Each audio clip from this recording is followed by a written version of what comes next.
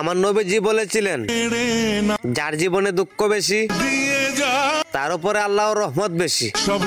ও হে আমার মালিক, তোমার সব রহমত কি শুধু আমার জন্য, অন্য কারোর জন্য রাখুনি? তোমার দিল কি দয়া হয় না, তোমার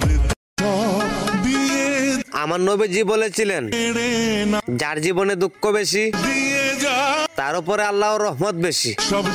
ও হে আমার মালিক, তোমার সব রহমত কি শুধু আমার জন্য, অন্য কারোর জন্য রাখুনি? তোমার দিল কি দয়া হয় না, তোমার জীবনে অনেক ভুল করছি, তবে সবচেয়ে বড় ভুল ছিল কিছু স্বার্থপর মানুষকে আপন বাবা।